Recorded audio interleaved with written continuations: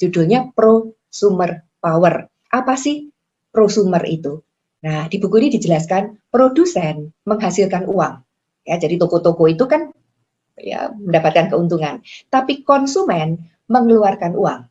Nah, prosumen adalah di mana konsumen ini pandai. Dia tidak hanya mengeluarkan uang, tapi dia bisa make money, menghasilkan penghasilan sambil belanja.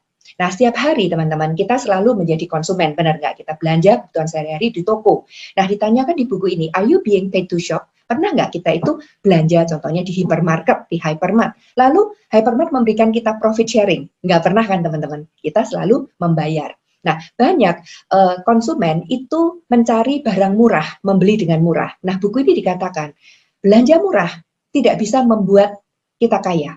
Tetapi belanja cerdas, belanja pintar, smart shopping itu bisa meng-create wealth.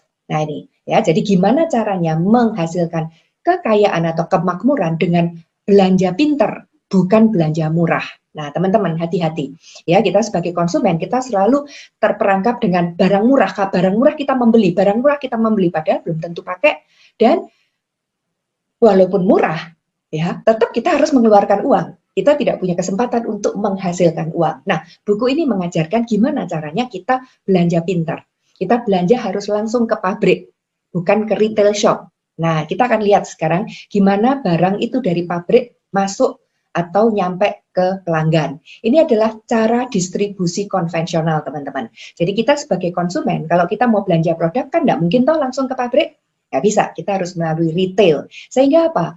Kalau harga barang itu dari pabrik 4.000, mungkin sampai di konsumen jadi 10.000.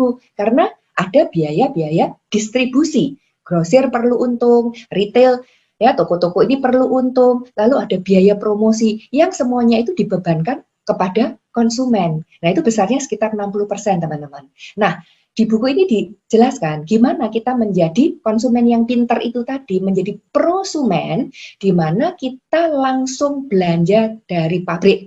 Tidak usah melalui grosir dan retail. Sehingga apa? 60% ini tadi ya akan menjadi hak kita, yaitu 30% profit sharing dari perusahaan dan 30% retailing profit kalau kita menjual pada konsumen. Nah, jadi jangan jadi konsumen, teman-teman. Kita jadi prosumen. Nah, ini yang disebut dengan bisnis P2C, producer to consumer. Nah, di buku itu dijelaskan, ya, kita belanja pintar, langsung ke pabrik. Ya, sehingga ada 60% yang kita save, kita ambil. Nah, setelah itu apa? Kita mengajak teman-teman kita juga menjadi prosumen, bukan konsumen yang hanya spend money. Nah, sekarang bagaimana? Ya, kategori pabrik apa yang cocok dengan konsep prosumer power business ini? Ya, karena tidak semua pabrik kan teman-teman kita bisa bekerja sama.